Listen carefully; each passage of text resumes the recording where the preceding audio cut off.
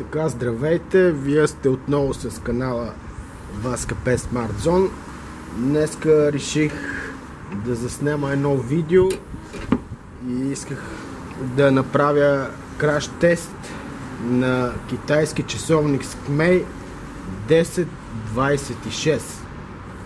Купил съм го, както знаете, от предишните видеа на сайта на Gearbest за 6-7 евро. И часовникът е копия на известна японска фирма, всички я знаем, Casio G-Shock.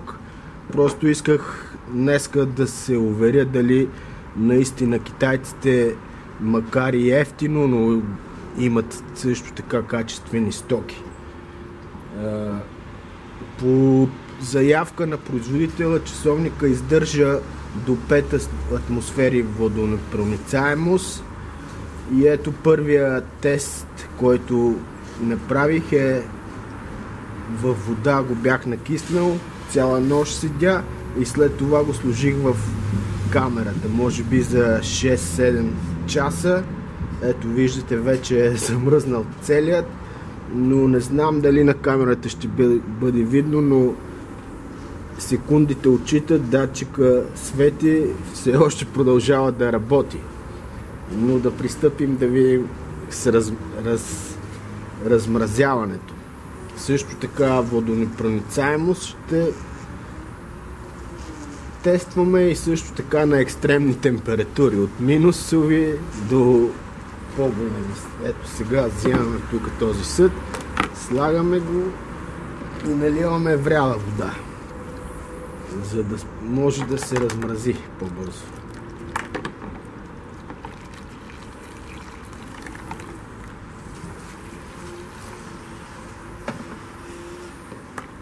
Ето виждате, почти се размръзна.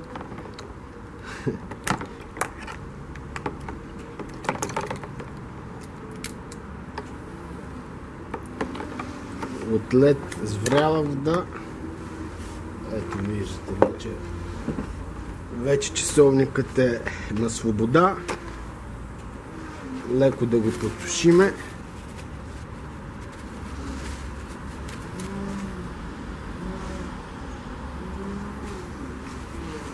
Но всичко е идеално.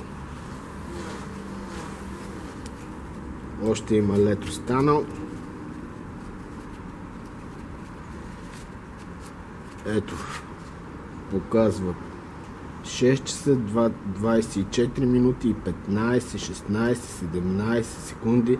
Не знам на камерата дали се вижда, но защото екрана на този модел просто му е тъмен, само числата, цифрите са светли. Здесь, тук също е светло, но лампата също, осветлението работи.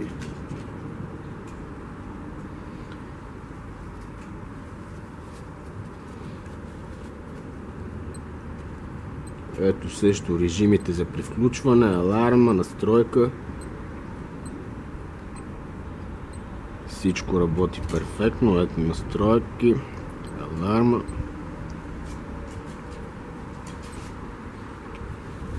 Но не се вижда никъде вътре да е попаднала вода. Но и ако имате батерията, веднага да се е почувствало.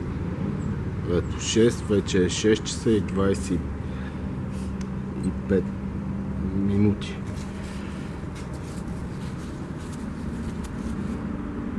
Но мисля, че първият тест го преодоля успешно на водоустойчивост и на екстремални температури. Но сега ще продължим с другите изпитания.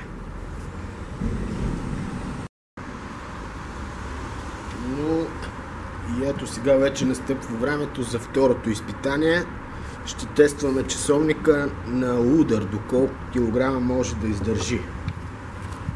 И ето започваме. Сега първата тежест е на половин килограм, 500 грама.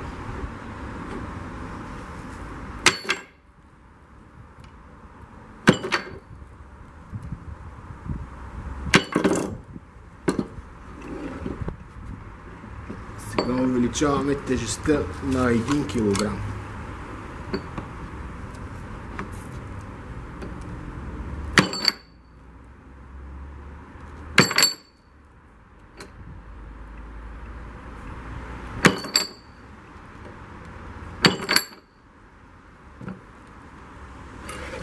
Сега слагаме килограм 250.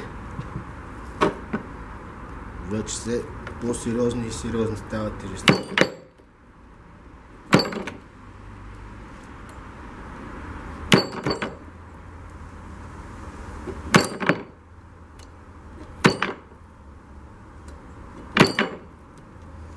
Сега слагаме още половин килограм, става килограм 750.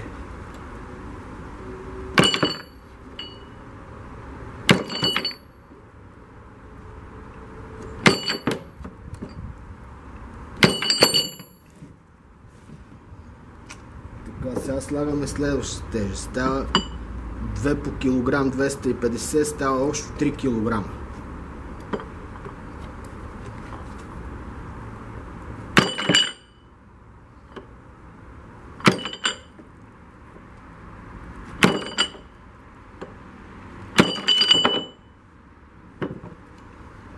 Това вече са сериозни тежести. Слагаме още половин килограм, става 3 килограма и половина.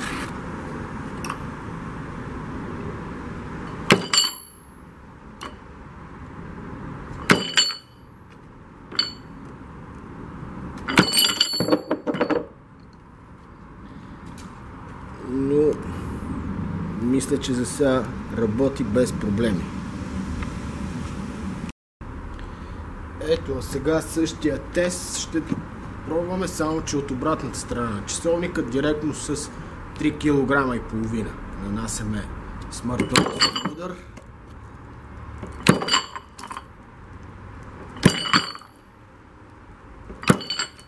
Ето, виждате, всичко се разхвърчава, но часовника все още остава прав. Но и както виждате, тук леко се ожулила пластмасата, но това като се го изтриеме, продължава да отчита, да работи. Всичко е нормално. Виждате, всички режими работят. В момента е 9 часа 15 минути. Но мисля, че с 3 кг и половина удар и не е един удар, а няколко, дори няма сериозни наранявания. Но сега да пристъпим към другия тест.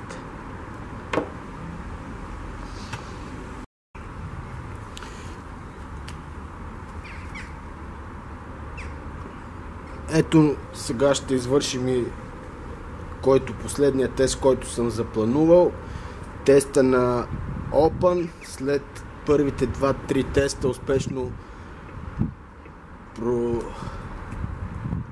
издържани, сега ще го видим на теста на Open. Ето, закачил съм го за каишката и за тези ще му сложа 5 литрова бутилка с вода.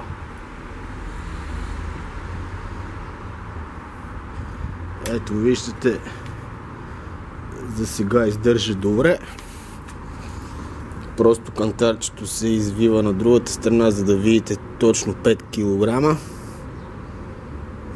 5 кг.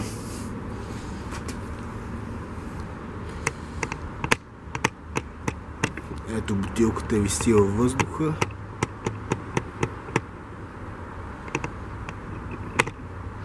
Часовника, както виждате, се е опънал, но все още издържа. Но ето идва кулминацията. Сега ще попробвам да сложа още една бутилка 5 литрова с вода. Общо 10 кг.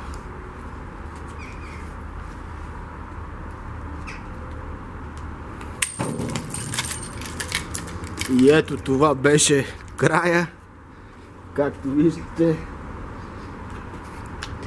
закопчалката не издържа и се разхвърча. Но мисля, че това е изправимо. Но надявам се в други линии общо взето без никакви сериозни наранения. Така че сами решавайте, можете ли да купувате ефтино и има ли смисъл. Това е мое мнение, всеки сам си решава за себе си. Надявам се да ви е харесало моето видео. Поставяйте лайкове, до нови срещи!